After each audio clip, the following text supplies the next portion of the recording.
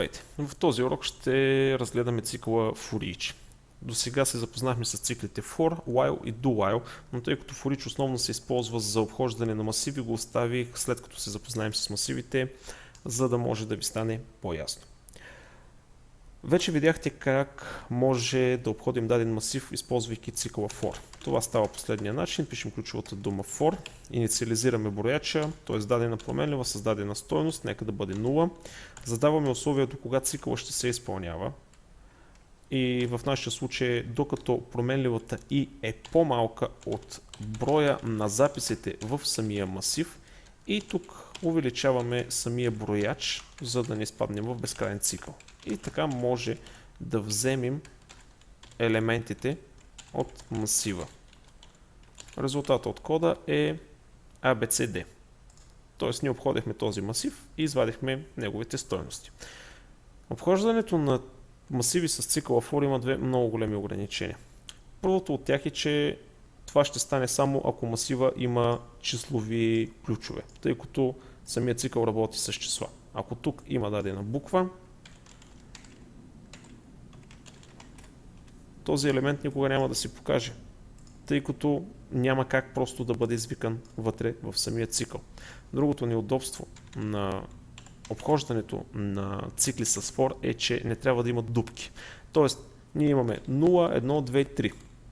И тук брояча всъщност при всяко завъртане ще се повишава с 1 и ще бъде 0, 1, 2, 3. Но ако примерно тук е 5, резултата е, че ние последния елемент не го виждаме никога, тъй като този цикъл ще спре изпълнението, когато и стане равно на броя на масивите. Тоест 0, 1, 2 и когато стане 3, ще спре изпълнението на цикъл и този елемент никога няма да бъде достъпен. Така че в PHP и в други езици, разбира се, има цикъла for each. Основно се използва за масиви, но разбира се има и други приложения, но конкретно сега ще разгледаме неговото използване при обхождане на масиви. Неговия синтакс е изключително лесен. Пишем ключовата дума for each. Имаме отваряща и затваряща скоба, имаме и отваряща и затваряща филна скоба. Вътре трябва да зададем условията за обхождане, т.е. цикъла, който искаме да обходим, това е променливата, т.е. R, т.е. не цикъла, масива, който искаме да обходим, извинявайте, и използваме ключовата дума as и създаваме една променлива. Нека да видим какъв ще е резултата, ако напишем следното нещо. След малко ще ви обясня всъщност какво прави тази променлива v там. Когато изпълним кода, ние имаме абсолютно всички стойности.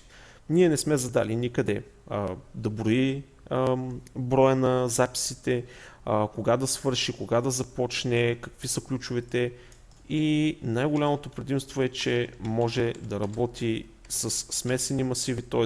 ние може да имаме ключове, които са букви или цели текстове и числа едновременно.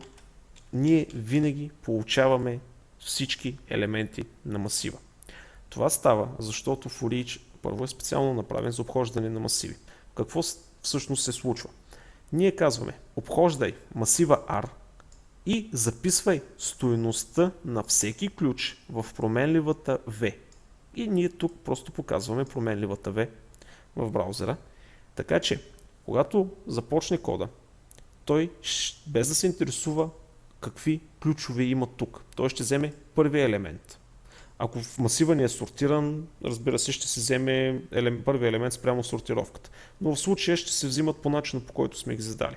Ще взима този елемент и присвоява неговата стойност на този ключ в променливата V. И ние вече може да използваме тази променлива вътре в цикъла, за да покажем информацията, да манипулираме информацията, всъщност може да правим каквото си искаме. И както виждате, по този начин нас не ни интересува дали цикъла има един елемент или 5000 елемента, тъй като for each ще спре лупването, т.е. ще спре цикъла в момента, в който няма повече ключове. Така че ние може напълно динамично да си създадем даден код. Примерно, идва ви информация от базата данни, вие в повечето случаи, когато идва информация от базата данни, не че не знаете, но не се интересувате колко е голяма тя. И така, благодарение на цикъла for each, вие може да обработите цялата тази информация, вместо да задавате условия, колко е дълга и така нататък. Това е най-простия синтакс на цикъла for each. Без никакъв проблем задавате даден масив, казвате, разбира се, тук може да не е V, тук може да бъде всяка една валидна променлива, която вие желаете. Аз просто съм създал навика, тъй като V идва от value, т.е. стойност, да използвам V, за да може да ми е, просто това е навик, който аз съм придобил, но вие може да използвате всяка една променлива. Ако зададения масив, т.е. не съществува или има някакъв проблем с него, ние ще получим това предупреждение, че невалиден аргумент е подаден на for each. Т.е. ние му казваме обхождай масива R, но такъв масив не съществува, при което ние получаваме PHP warning. За грешките в PHP, т.е. разликата между грешка, предупреждение и забележка, ще говорим по-нататък, но принципно това е много лоша практика. Т.е. ако някъде в сайта си видите подобно нещо, значи като цяло дизайна на кода ви леко куца и трябва да бъде преразгледан на някои места. Но всъщност какво става с ключовете? Тъй като ние в момента взимаме стойността, но какво става с ключовете? В много голям процент от алгоритмите, които ще се пишат, ние също имаме нужда от самия ключ. For each предоставя тази възможност, като за да го направите, използвайте ето този синтакс. Тоест, ние тук слагаме две променливи. Задължително трябва да използвате този синтакс. Тоест, името на променливата може да бъде различно. Но ето този знак, равно по-голямо, трябва да бъде използван. И в този случай ние казваме, обхождаме масива R и на променливата K, присъедини стойността на ключа, а на променливата V присъедини стойността. И вижте всъщност какво се получава. Нека да направя ето така. Мисля, че ще е достатъчно ясно. Ние имаме 0A, Q, B. Т.е. нещата, както сме ги задали по същия начин, с тази разлика, че ние тук взимаме ключа. И вече може да използваме този ключ вътре в самия цикъл за допълнителна обработка, тъй като той е най-обикновена променлива. Така че с цикъла for each, без да ни интересува какви са ключовете, колко е дълъг масива и така нататък, ние може да го обходим. Както виждате, става с буквално един ред код, може да извлечем абсолютно цялата информация. Един малък съвет. Когато почнете, създайте си още от сега навика, когато обхождате масиви с цикъла for each, ако вие нямате нужда от ключа, т.е. ако няма да използвате ключа в самия цикъл или въобще не ви е нужен, не го взимайте, т.е. напишете ето този синтакс. Използвайте ключа само когато ще го използвате, т.е. използвайте този синтакс само когато ще използвате ключ. Това е така, защото когато го напишем по този начин, PHP вижда, че ние не се интересуваме от ключовете и той присвоява само стойността на дадения масив, на конкретния елемент.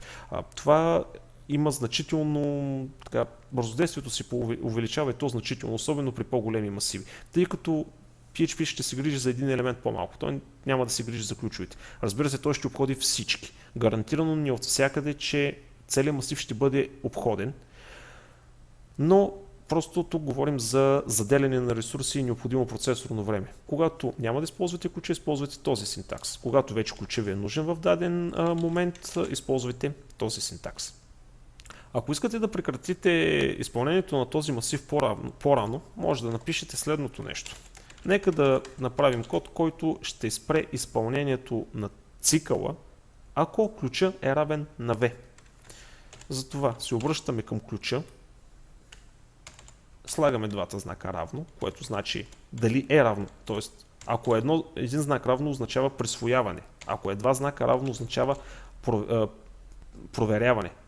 Така че това ще върне true или false, в зависимост от това дали променливата K, нейната стойност, моментна стойност е равно на V. И ако тази променлива е равно на V, ние използваме ключовата дума break. Тоест, нека да бъде не на V, а нека да бъде на 5.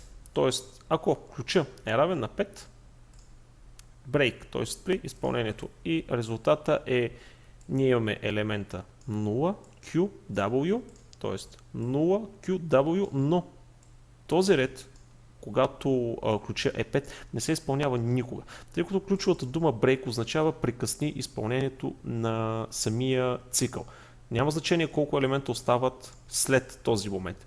самото изпълнение на for each ще прекъсне и изпълнението на кода ще продължи след фигурните скоби до края на файла.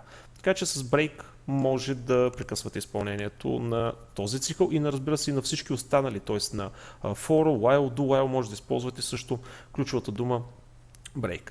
Така че, както виждате, цикъла for each е изключително лесен за работа, много гъвкав и дава много голяма, доста лесно се пише код с него, особено когато работите с масив, искате да обходите даден масив.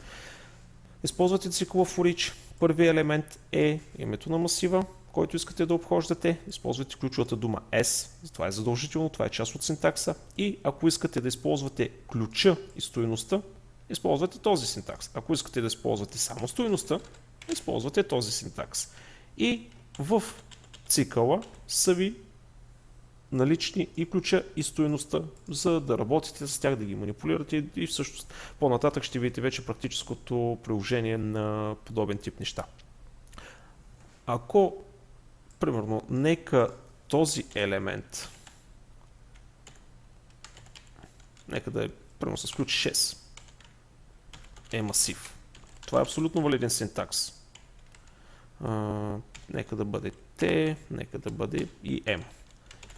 Нека да махнем този if. И какъв ще бъде резултата? Ние обхождаме масива и тук самата стойност всъщност е масив, тъй като ние създадахме многомерен масив.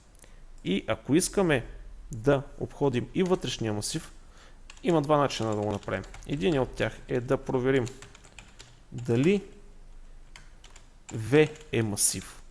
И ако V е масив, ние може да използваме, т.е. може да създадем още един for each вътре, който ще обхожда променливата V, тъй като вече ние знаем, че тя е масив, тъй като сме проверили, че е масив.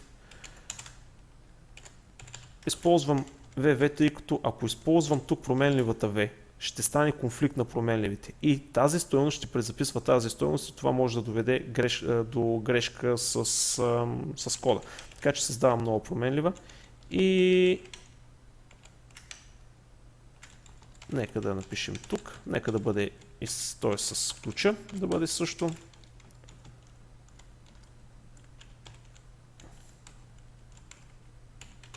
И така изпълнението на кода ще ни даде само вътрешния масив.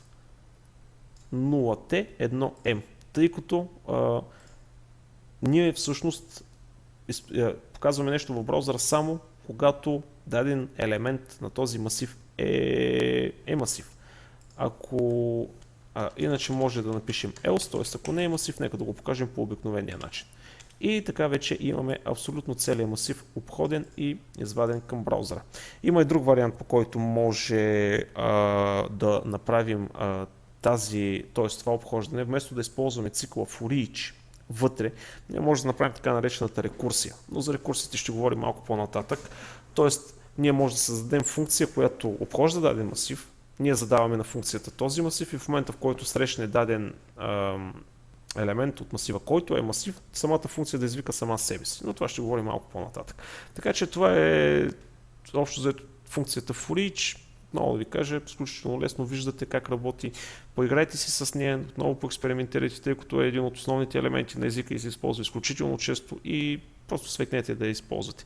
Доста е лесна, може би от начало с синтакса ще имате малко проблеми да го запомните, но отново, първото е масива, който ще обхождаме, ключовата дума S и след това задаваме променливите. Едната за ключ, другата за стойност. Като ако използваме само стойността, просто пишем името на променливата. Ако използваме и ключа, трябва да използваме синтакса т.е. равно по-голямо.